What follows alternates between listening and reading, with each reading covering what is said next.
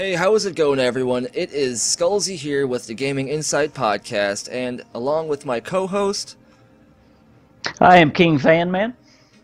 We both have YouTube channels where we cover Bethesda game studios. You've heard of us before. I don't want to keep introducing ourselves completely every single time. PlayItForward is going to sit this one out. He has some cool, interesting stuff going on in his life. I'll let him announce that if he wants to, but we're happy for him, and we will see him next week on the podcast, along with a possible new guest. A new guest that I need to announce when we figure out who it's going to be. It's between one of a few people. It just depends on schedules and stuff like that. But as always, we're here to talk about Bethesda news, Bethesda talk, speculation, and always Fallout 76. That seems to be the hot topic for us to talk about. It's the most... I guess it's the game that's going to come out the most recently in terms of Bethesda's lineup, Starfield and Elder Scrolls 6 after that. It may come out the most recently, unless they keep pushing it back a little bit. Oh, I don't want to. I hope that doesn't happen. I don't like to hear that. Bethesda doesn't push their games back too often, though, so if they do, that would suck. I just had to say that. Yeah, well, it's something to always be aware of. That does happen, especially for Rockstar games. They always push their stuff back. Well, everybody was kind of expecting this beta, this summer, and now it's October. I know, October, right before the game comes out, too. Yeah. That's so... It makes you wonder, like, how effective is the beta actually going to be? Well, there's kind of been some confusion because there's a beta in October, and then there's a pre-beta or an alpha or a partial beta or however you want to say it. And there's been a lot of confusion because some people think they're going to miss out on some of the beta, but it's not that way. Everybody that pre-ordered it is going to get to take part in the full beta that's in October. But Bethesda is picking some to take part in this alpha or this partial beta, and I don't know how you have heard it, but it doesn't matter if you're Xbox or PS4 or PC. They're just going to select a few to take part in this, and I don't know when that's going to start. Hopefully, I guess, maybe in September. And they're going to start this partial beta. And maybe they're probably just doing it probably like a stress test, I guess. They don't want to just fully launch that beta. Maybe they're still a little nervous about it. What do you think? Yeah, I mean, what was the little cute name they gave the beta? Wasn't it like break everything, something like that, right? Yeah. So the acronym. I don't know. I wonder. They probably had. I'm sure they've had in-office betas that they've been playing together, and maybe with other game developers and other ZeniMax studios for a while now. So I think that they want to see how the public is going to handle it, and maybe see how their servers are going to handle a huge population for a long time, because that's always the thing with MMO games, even like games like Call of Duty that aren't an MMO, they're just online. At launch, especially when there's a lot of players online, sometimes they underestimate the amount of stress that will put on their servers and stuff like that, and they can have issues there, and the game can be down for days sometimes until they get it all sorted out. That's how it happened with Grand Theft Auto Online, Call of Duty a few times, MMOs, like World of Warcraft with some expansions. It happens sometimes, and I'm wondering if that's one of their main concerns, more so than like in-game stuff. I'm sure they want to see how the community does with in-game stuff too, but I wonder if this is more of a technical thing. I think so. I think they're very nervous about it. Todd Howard said several times that they're I mean, when he expresses that they're nervous about the game, he said that at E3, and they've said that in interviews since. So when he comes out and says they're nervous about it, you could bet they're very nervous about the game. And I think you're right. I think it's technical issues about the game. Yeah, that's my best bet. I don't know. I'd like to know exactly when these closed betas are going to take place. Like you said, if there's going to be one in September, just so we know, what to hope for at least. Worst case scenario, like, oh, we may get it early. September 11th, or, well, hopefully not that day. That day may not be the best day. No. Yeah, because the launch is, November the 14th? So we don't have long. I mean, if they start the beta on, I'm talking about the full beta. If they start the full beta on October the 1st, which they're probably not going to, that's not long for a beta. Now I'm not sure how long a normal beta lasts, but that's still not long. Thinking in terms of the kids and how, this is one of the back in my day stories, but a lot of kids now are all, technological savvy and into the games and stuff, which is pretty cool. I wonder, with the beta being out in October, if that's going to affect Halloween.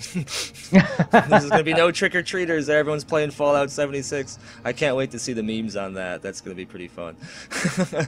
You made a great point, and I hadn't even thought about it, being older, sorry. But all the kids going back to school, that they were very disappointed that the beta didn't come out this summer. Yeah. And I hadn't even thought about that, but yeah, that's going to make a huge difference. Yeah, they're going to lose a lot of people that might test it, possibly. A lot, absolutely. That's interesting. Huh. I'm wondering how effective it's going to be, even on a technical standard.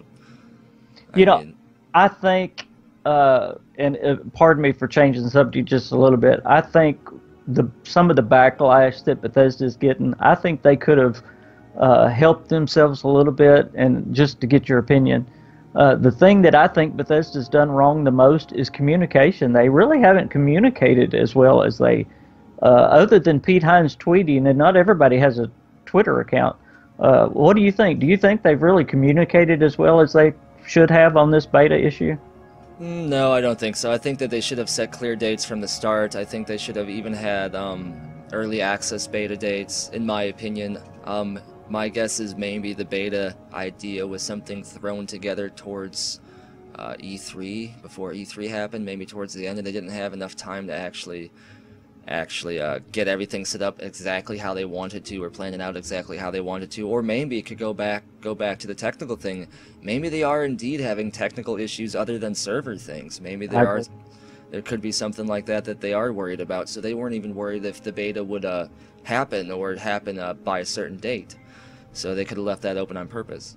I had people just this week on my channel still not knowing what was going on. I did a video this week on the beta, and I wasn't planning on it because they still didn't know what was going on, because Bethesda hadn't clearly, put out a message. So that's the one thing that I see that they've done wrong. But I agree with you. I think they're having issues. They didn't plan this. One guy on my channel said, "This has been a ploy all along just to get my money," and I don't think so. No, that's just negative Nancy just rearing its head. That's no. They have a lot going on. We got to remember, this is new territory for Bethesda Game Studios, because this is Bethesda Game Studios, and that's why you should be hyped for Fallout 76. This isn't ZeniMax Studios. This is Bethesda Game Studios making a Fallout game that happens to be an MMO lightly at the same time. So first of all, that's why you should be excited, but at the same time, this is new for them because they're not used to multiplayer of any kind, really. I don't think they ever have made a multiplayer game that I can think of ever. Not even in any way. So this is to go from pure single-player games from a development and a coding perspective to an MMO game is a big leap, especially for coding. The No Clips documentary touched on this well. They had to force code into so many places in the creation engine, and they had help from Battlecry Studios, which is now Bethesda Game Studios Austin, to help with that. But it took a lot of work, and one of their main challenges was actually the coding in Fallout 76, trying to get the engine right. So yeah, they've left the swamp that is Bethesda Game Studios' home territory, or I'm sorry, the forest, and they've went into the swamp. They went into swampy Fallout 76 land. So we gotta. I shouldn't say we should be patient with them. I mean, yeah, we should, but the consumer shouldn't have that responsibility. But at the same time, we should realize that this is a new project, and they don't even need to do a beta at all, really. I mean, they don't have to. But I do agree that if they're going to announce it and hype a beta, they should have it more structured, for sure. I would have liked more structure there, especially in terms of how do you get into the beta. I had to Google it and find some, like, GameSpot interview something, and I put that on Twitter so everyone would know that you get into it by buying the game. Right. Because I don't think that was clear. At least I don't believe it was amongst all the E3 hype. But it wasn't planned. I mean, no way was it planned. No. They're having issues. But like you said, this is brand new territory. The only experience they have, as you said, is their Austin studio. And they made, of course, the Battlecry game, which was a multiplayer game. And then they made Star Wars Galaxies. Wasn't that the multiplayer game? Yeah, yeah, something like that. Um, yeah, and another thing about Battlecry Studios, we'll get off the topic of Fallout 76 just briefly. I think Battlecry Studios, which is now Bethesda Game Studios Austin. For those who didn't see my recent video, I found a trademark that ZeniMax registered that looks just like the Starfield one, except this is for Spyteam. So it's a new situation, a new Starfield situation, but Spyteam is a weird name, right? Spyteam obviously screams multiplayer to me. Wouldn't you agree? I mean, what do you get from the name of Spyteam? Yes, it sounds like a multiplayer game, absolutely. It definitely sounds multiplayer. Do you think it's a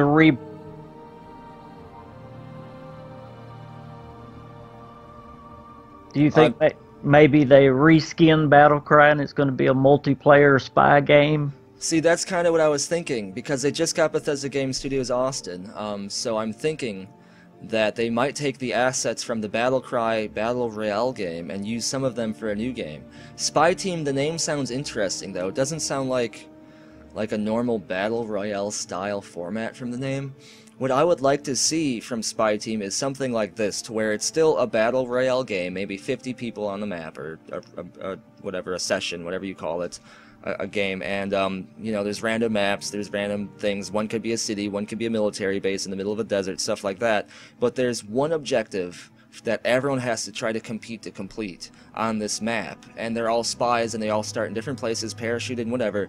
There's different ways they can go about doing this objective. It's kind of like a Splinter Cell or a Hitman game. You know, they can try and get disguises and talk themselves in. If they feel like they can shoot them their way in, but that may not work always because it's a spy game. So it's kind of like Battle Royale, where everyone is trying to accomplish the same goal, but at the same time you can sabotage and try and take out or mislead the other spies, the other players. I think that would be a lot of fun, and I don't think I've seen or heard of anything quite like that, really, even in terms of MMOs. I think that would be awesome. And if you're listening, make Spyteam that. Do it. That would be incredible. You've thought about this a lot, I can already tell. Yeah, I have. The cars broke down, so I spent a lot of time walking, so I meditate on what Spyteam is and other Bethesda games. You know, that is very interesting, because in 2015, and I'm just thinking back, in 2015, Battlecry was at E3. It was a finished game, but it really didn't ever get marketed. I mean, I don't even know if it really went on sale. It was at E3. It was a finished game, as I said, but they already began working on Fallout 76. We didn't know it at that time, but they were already working on Fallout 76. So Battlecry just went on the shelf. So what did they do with it? We've all been wondering, what did they do with Battlecry? Is it going to come back? And as you're saying, maybe they reskinned it into this Spyteam. Mm-hmm. And that would make a lot of sense, because the reason they didn't go on with Battlecry is it wasn't going to sell. It wasn't. It didn't have enough marketing prowess, or however you want to say it, to sell. And maybe with Bethesda Game Studios' name behind it and this new type genre, or whatever it would be with the spy theme, maybe it will sell. And that sounds like a neat theme that you've got going on there. I like that. Yeah, I think that would be awesome. And I mean, it would make sense for ZeniMax to give Battlecry Studios the chance to maybe do their own thing still. Absolutely. Bethesda Game Studios, because they're part of Bethesda Game Studios, which is interesting now to say that Bethesda Game Studios has this other studio now that seems to work primarily with online type things. I mean, the developers, from an artistic perspective, seem to have really wanted to make a Battle Royale style game. So now they still can, and Bethesda still benefits, and they don't have to lose out on all that work they've done before. They just got to change some of it, change the story, some of the maps, stuff like that. So I'm excited. I'm kind of hyped. If that's what Spyteam is, I'm kind of hyped. But it's so early on to tell. And who even knows how long this has been in development for. They could have just came up with the idea and everything and trademarked it, or they could have been working on this game for a year and just now decided upon a name. Spyteam seems like it's... Oh, I'm sorry. Go ahead.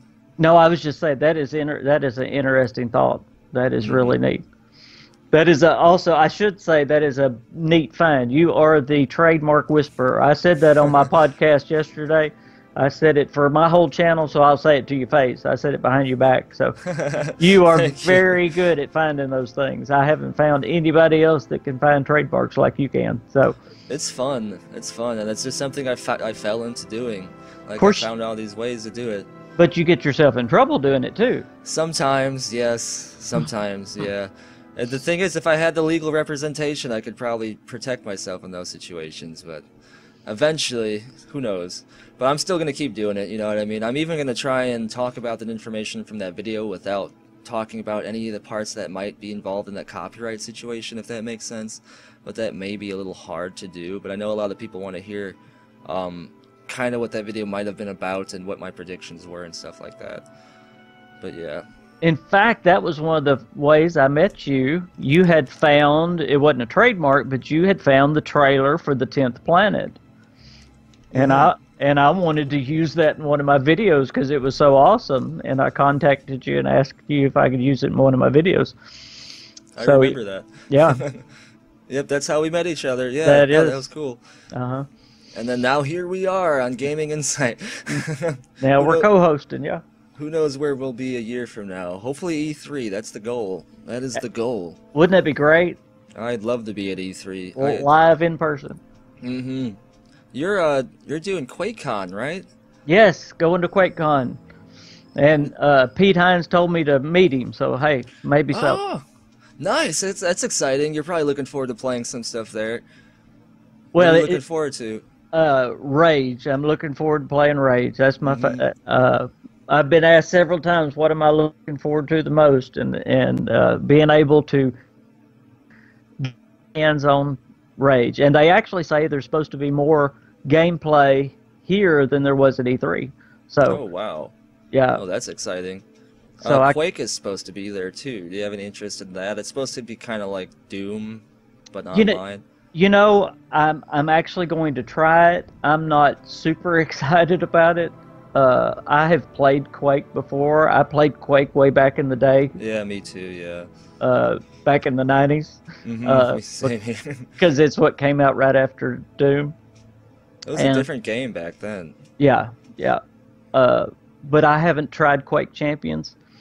I'm hoping they do another special. You know, at E3 they had it for free. They offered it for free, and I should have taken up on it. Hopefully they'll do that again around QuakeCon. That'd be cool. But I am going to try that. I can't wait to see Doom Eternal. I've got my Doom Eternal shirt on. Oh, nice. Yeah. I'm looking forward to. They're going to dive into the story, tell us why it's named Doom Eternal instead of Hell on Earth. You know, the Doom 2 had the tagline Hell on Earth, and this one is set on Earth, but we don't know why it's not called that. But they said they're going to tell us why it's called Doom Eternal. So it's awesome to be talking about Doom right now because I grew up playing Doom too. I grew up playing that on the, what was it, the Nintendo? I think the Super Nintendo possibly, or was it the Sega? I can't remember which one. I started on the Sega. I think it may have been Sega then. I remember that. It was the Sega 32X was what I started it on. I had a Sega CD. Yep. Well, I actually had you had to buy the 32X thing you plugged into the top of the Sega. Yeah. Play it, yep. But now it came on the Nintendo 64 too. You could play Doom on the Nintendo 64 too. I think I may have played it on there once in a while. Doom was a good one back in the day. I was young though. I think I was like 8, so I was scared a little bit of the game. I was so addicted to Doom. I'm not going to tell you how old I was, so that'll say how much older I am than you. That won't be good. Oh man, hey, that shows that gaming has a lot of awesome people though, man, and it brings everyone together. I might have already been a police officer. I don't know. You don't know? You don't remember? I picture like a different KingFanMan sitting like at the end of a bar with a cigar in his mouth, talking about like. I was a very young police officer. Oh, were you? Yeah. Okay. I considered being a police officer, but I fell into other stuff. I fell into the chef thing. Which is fine. I work I'm a private chef for a fraternity, and it works for me because they all watch my videos. That's so awesome. That kind of works out. Yeah, they're all gamers and stuff. Life has its ways, I guess. You know, that's actually pretty cool. It's cool. We can talk about other things. The local game store that I go to, every time I go in the game store, everybody in the game store watches all our videos. And Oh, really? yeah, and especially the podcast. And they're always like, is it podcast day when it's time for the podcast? So, Yeah, yeah. yeah. Man, we've had some scheduling stuff. Sorry about that, everyone. Hey, Yeah, we're back on schedule now. So yeah, we're good now. The summer has been challenging, and a few of us have had some life things, but things are fine. We're not going to ever abandon it. I think we should be fine now on us doing at least one every week. And knowing Bethesda and just a gaming community in general, we're going to have a lot to talk about. So that's going to be awesome. And I won't take too much time up with this because I know not many people are interested, but I'm anxious to see more about Prey at Quakecon. I am too, actually. I don't know why more people don't like it. It's such a good game. Yeah, it's pretty good. I don't know. I don't know why people don't play it. I don't know if it's just not advertised well, maybe, but there's plenty of trailers, though. I mean, it's a good game. It's a decent game. It's an awesome game. It's really good. Yeah. And what else? Rage 2. Rage 2 is just, I wanted to go back on that. I'm just so excited for Rage 2, more than I thought I would be, because it just looks like such a clean, polished, good shooter. Like, it looks like a good, and single-player shooter games are hard for me to enjoy, unless it's an RPG or something like that. Like, I can't get into Call of Duty as much anymore. I think I could like this. I think I could like Rage 2. I think it is going to be more of an RPG, though. I really do. Because it's a super big open world, and the more I look into it, it's got maybe it's a first person with RPG. I mean, things have so many RPG things to it now. Yeah, that's true. But it's more of a go anywhere, do anything type game. And in fact, I guess I'll give away, I'm doing a video right now on, there's some people that are still just not going to play Fallout 76 just because it's an online game. And I understand, there's a few like that. I understand. Then Rage 2 is really the answer. It's post-apocalyptic. It's an open world game. It's single player. It's really the answer until the next Fallout. It really looks like it's going to be an awesome game. It does. No, it definitely does. And the Fallout 76 thing, one of the main things I keep saying to the naysayers of that is look at it this way. Like I said earlier, Fallout 76 is a Bethesda Game Studios game.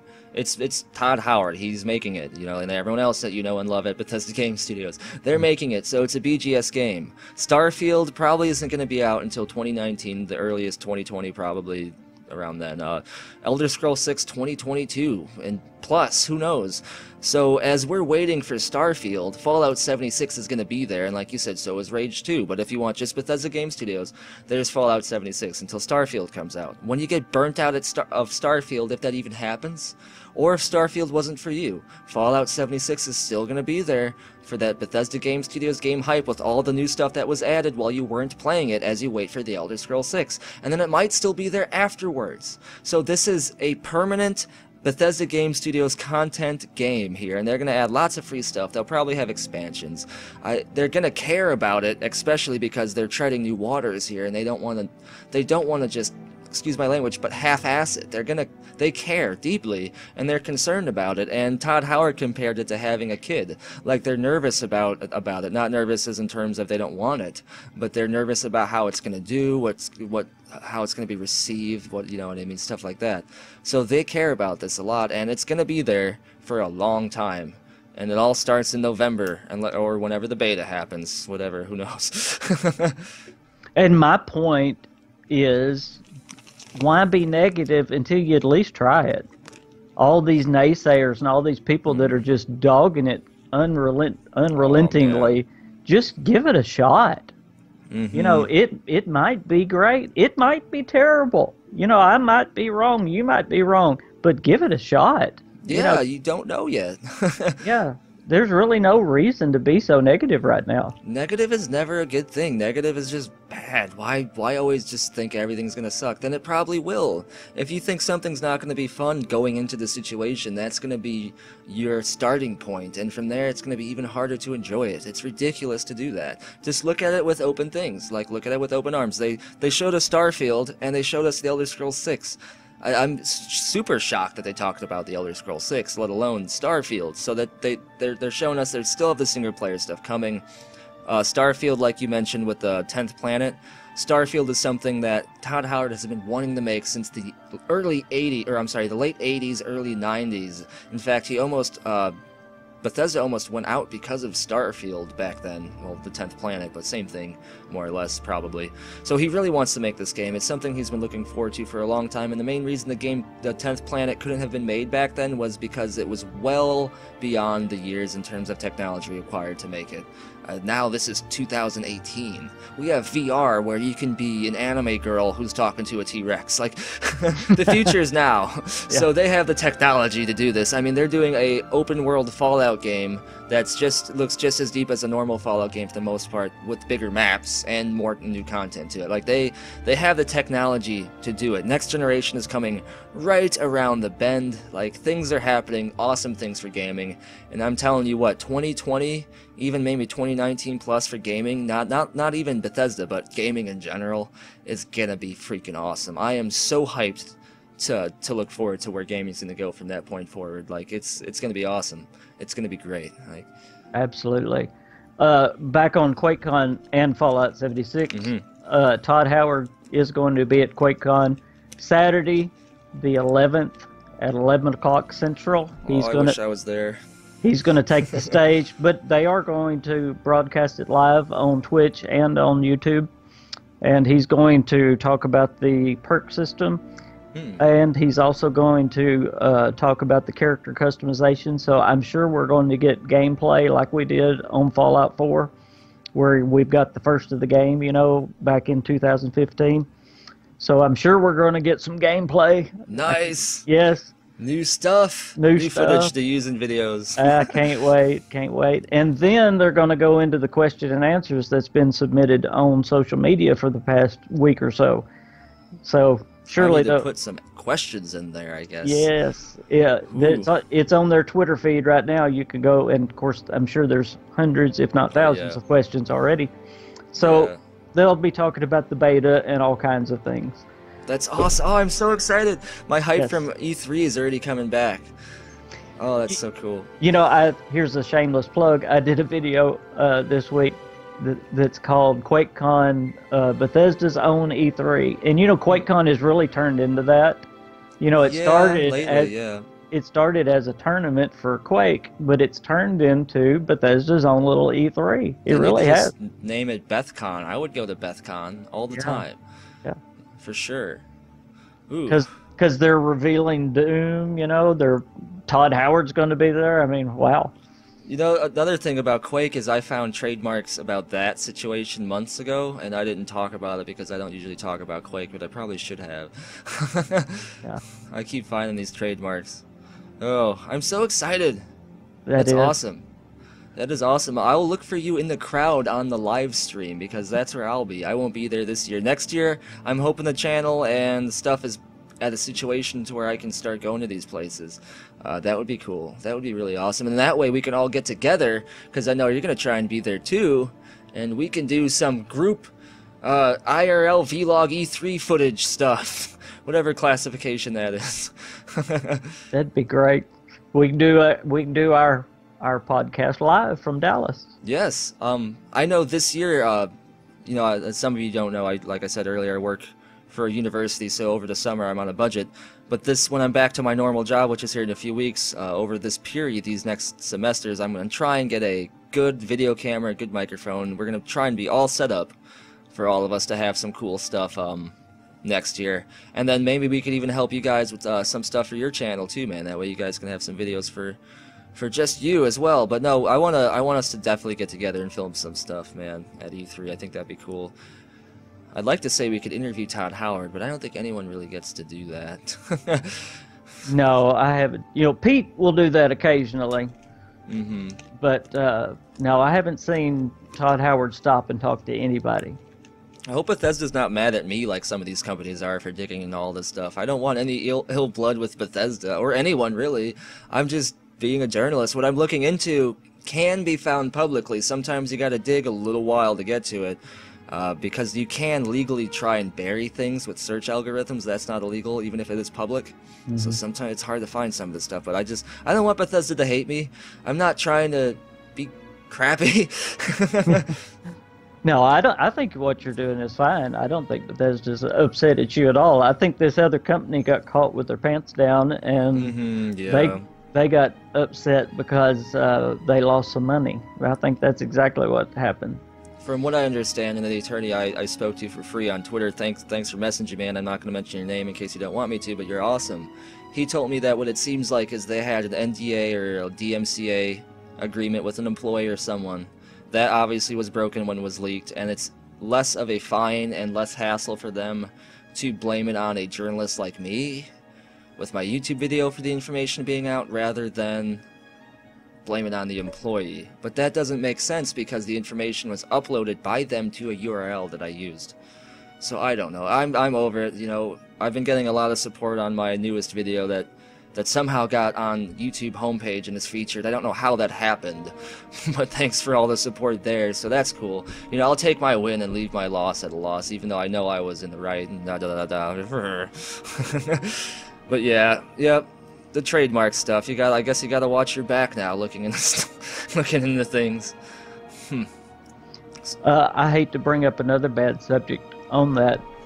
What do you think about what's going on with YouTube? Are you having any problems with YouTube not recommending your videos and stuff? Yeah, that's a thing, and people being unsubbed. I've had, even in my newest video that's on the homepage, people have subbed like a few days ago, and I'll get a comment today. Well, I'll get the comment a few days ago, them saying, just found your channel, you know, this is a crappy situation that you're in, here's a sub, something like that. And then I'll see a comment from them today saying, weird, they just unsubbed, I was subbed, but now I'm not, I'm unsubbing again. So that's happening, and it's probably happening a lot, and I look at my YouTube statistics, and even those glitches, for people who use their YouTube statistics to try and like keep track of their channel or try and get advertising deals, whatever, those glitches are really detrimental to that. Hugely. Like, they totally throw off my average. It's just bad, and it makes me think like maybe I'm doing something wrong when I could be doing something right. And the YouTube purge, whatever that is, that needs to stop, because I think that they say that it's only accounts that have been in use for years, or only bot accounts or whatever. That's bullcrap, because I've had people during the purge get unsubscribed and have to resub, and during these purges I lose up to 500 subscribers sometimes in days, in 3 days. That, in terms of statistics, that is horrible, especially on average, and keeping tabs of like, because I do that. I have a board here, maybe I can show you guys just briefly. I have a board right there. I keep track of everything I do. I have so many numbers, so many things. So when that happens, like, I don't even know if I should keep track of stuff for a month. I feel like I should just stop, and then that demotivates me. You know what I mean? So it's crappy that happens. So that is my issue with YouTube. What about you? Yeah, if I lose 500 subscribers, I'd lose my channel. Yeah, no, you're getting up to 1,000, aren't you? Almost at 1,000? No, I'm at 550 right now. Oh, are you? I thought you were above 6. No, okay. I'm at 550. But yeah, I have people all the time saying I'm not getting notified. I mean, I'm having it more and more. My live podcast, they're not getting notified. I've not been getting notifications from you. I'll see it on Twitter because you put it on Twitter. Yeah, that's how I see the videos. Yes, I'm not getting notifications. My main ones, I mean, the ones that they have the little bell ring and everything, they're not getting it.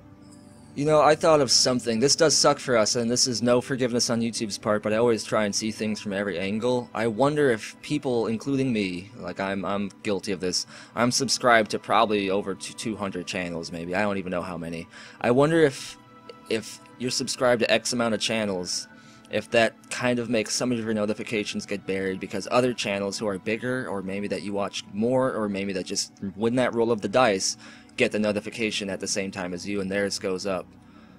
I wonder if that's it. But no, because even on YouTube browser, it still lists your notifications in a row, right? So so that shouldn't matter either.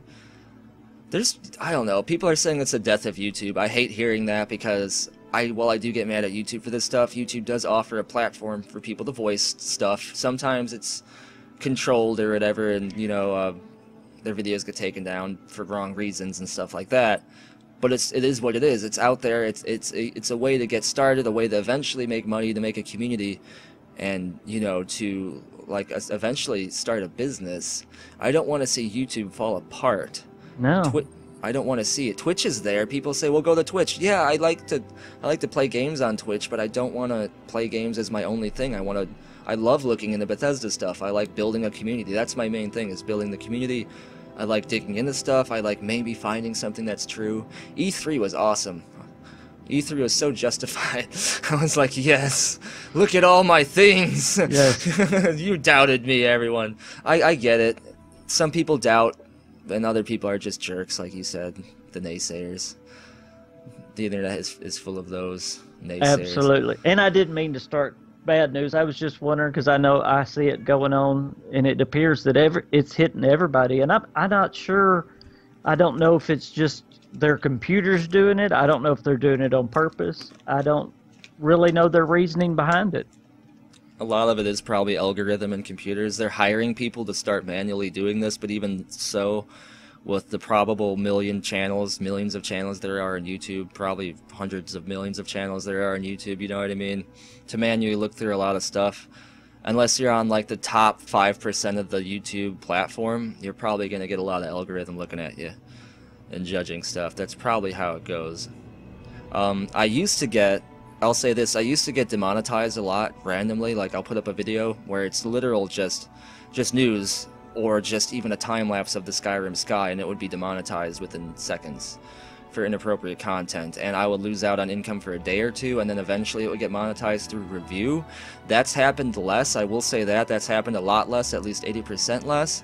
And if it does happen now, 9 times out of 10, it'll only be demonetized for like 10 seconds, and then it fixes itself. I don't even have to do anything. But that's weird, right? Why does that even happen?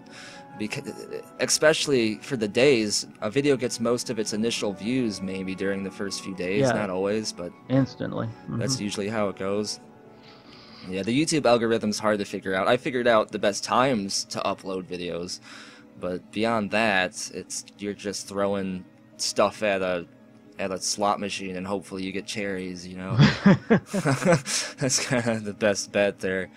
I guess I did something right complaining about being sued and all that stuff in that video, because it got the algorithm to pick it up.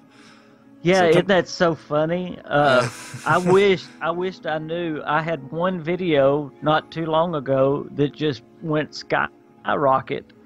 You know, you wonder what you do. It was on the beta, and it's still going crazy, and it's really outdated.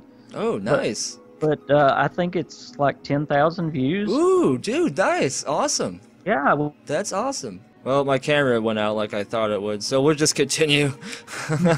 We'll continue without it, I guess. All right, so yeah, that's awesome about your video, dude. That's super cool. Yeah, I wished I knew what I did right, but it's like you said, you hit that algorithm or whatever it is, but I don't know what it was that hit it right.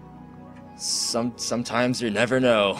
It's like, how many licks does it take to get in the center of a Tootsie Roll Pop? You don't know. It just happens sometimes. You just get there. Man, yeah, I know that upload time matters depending on the day. Like, you want to try and get it around lunchtime, Eastern time. Mm-hmm. That matters. But beyond that, I really don't know. I mean, people complain about being clickbaity, but you have to be a certain percentage clickbaity almost to get the views. You do. It seems like you don't need to mislead. Like, don't mislead, be honest with what you're saying, but I mean, sometimes you gotta put the exclamation points in there and word it a certain way and make all, you know, that's just advertising. That's like, I think we've touched about this in almost every podcast. That's just advertising. I mean, you don't click the video, we don't grow, and if you don't want, you know, that's just how it goes. We gotta get you to click the video. I'm not gonna resort to using like the boobs with the bra and the thumbnail thing that some people do. Like, I'm gonna start using only Fallout and Skyrim characters that are in lingerie. No, I'm not gonna be doing that, but I'm gonna make you want to click on the video, and I'm gonna tell you what's in the video, and I'm not gonna lie to you. Like, I'm not gonna say Fallout 76 new footage if it's not in there, you know, stuff like that. Hold on, Skullzi, I'm writing down all these ideas. Yeah, there you go, yeah. So yeah, man, people, anyway, that's super awesome that video is doing pretty good. We're gonna have a lot of Bethesda stuff to cover too, between Fallout 76 and Starfield. Oh yeah. And then even updates to 76, man, like new updates this week or this month. This is what Bethesda's gonna add. Because they said they're gonna do weekly updates weekly free updates, and then monthly they're going to be big drops. So they're really wanting to do a lot of content for Fallout 76. Oh, I'm super excited. I'm super excited for 76. Well, do you mind if I talk about something in Fallout 76? I'm going to get your opinion on it. It was something that was in Fallout 3 and Fallout New Vegas, and I probably have a different opinion than most. What do you think about the weapon degradation coming back? I like it. And I'll tell you why. There's a couple of reasons. I like it because I like just the more depth there is to a game, as long as it's fun or made to be at least accessible, that's fine. Like in terms of weapon management, I'm sure it's going to be easy to fix up, whatever. But I like it also because of realism. That's one reason I like Fallout, is because you're surviving and exploring like an almost alien but familiar place. Surviving is the big part in that. What you're going to find, especially in the post-apocalyptic situation, isn't going to last forever, and realistically it wouldn't either.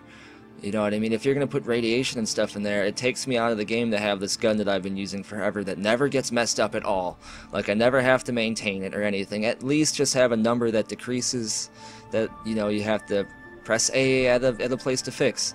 I think it works. And also, it might help with maybe just some kind of the game control for the content. Like, maybe griefing a little bit. If you're just sitting in one area for too long with the same weapon and you're just taking everyone out with this OP weapon, you eventually have to go get it fixed or something. And then I suppose it would add to the economy too, right? Maybe there's certain levels of patches or repair kits, like there's an intermediate one and an expert one, an advanced one, and some of them can not only repair your stuff but also add buffs to it for an hour. Like, that can add another layer to the economy. So that little thing right there can add a lot more to the game than people see. So yeah, I am excited for that to come back. I would love for it to come back. Armor too. Is armor gonna degrade? I believe so. And then I'm even excited for the mutations. Yes, that looks awesome. Because the mutations can either be good or bad. And then if you do get a good mutation, which by the way can be also physical, they said not normally physical, they're normally just within the perks. But if you get a good mutation, you can even make it permanent, which is really exciting. Oh man. I wonder, so there's gonna be obviously some game-altering mutations, right? Changing up your character, making them have a unique thing. I wonder if there's gonna be some joke, just visual mutations. Well, like that's what they said. Sometimes they will be visual. Yeah. Ooh, you're gonna be a woman with 3 boobs. Yes. Yeah. I'll be the Elephant Man or something. Yeah. There you go. Have it like a second head that will every 10 minutes just say something random, like Mike the Liar from Elder Scrolls. I used to be an accountant. Shut up, Dave. That'd be awesome. You missed a chest, asshole. Oh, you leveled up again. Big whoop-de-doo. It just like talks crap to you throughout the game. That'll be awesome. It's going to be a lot like playing Fallout 4 on survival, because you'll have the eating and the drinking. I mean, sleeping. People usually leave that out. You got to sleep too. I don't know, it being the online game, if that's true. Actually, be asleep.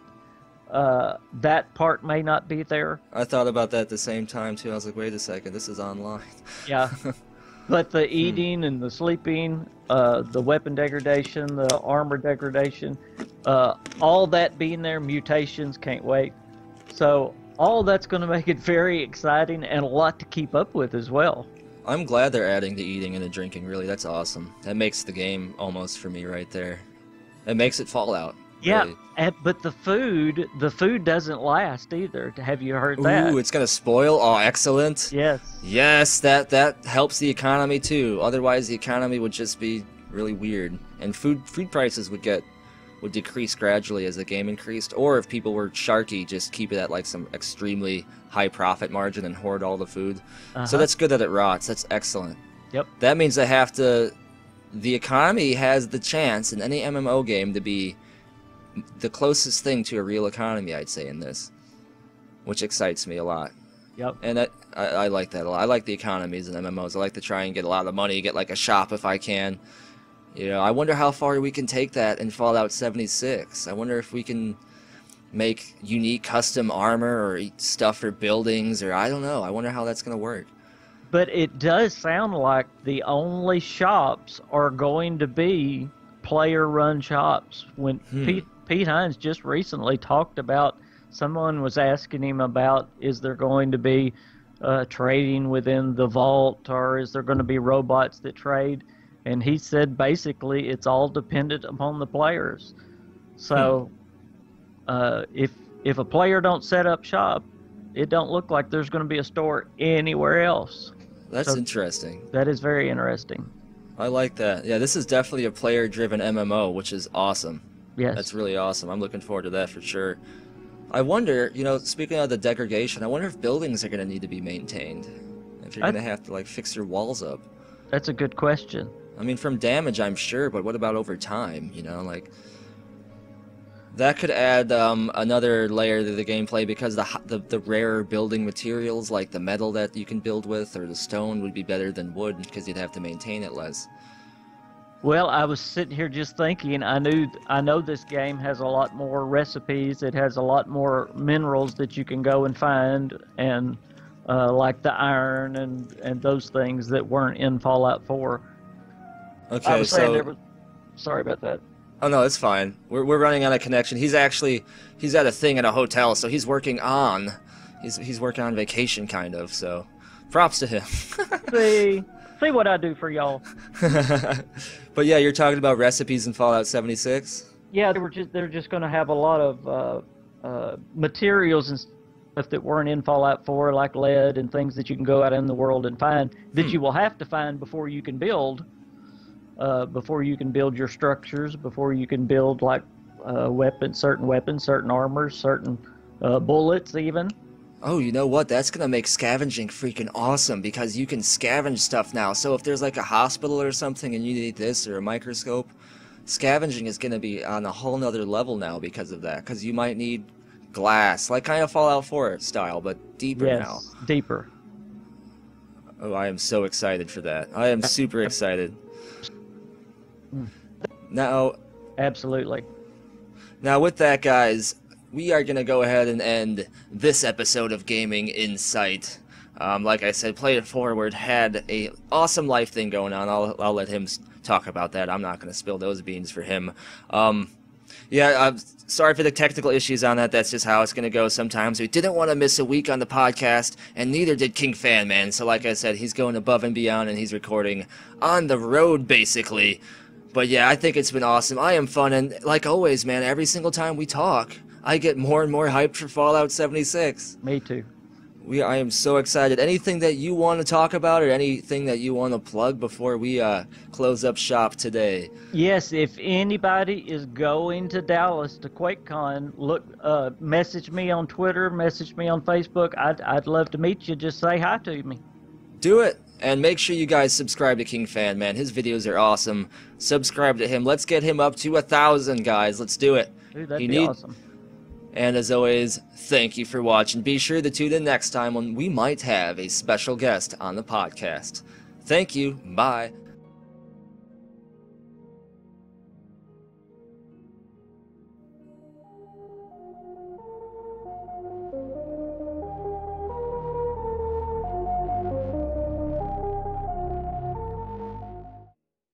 Bye, have a great time.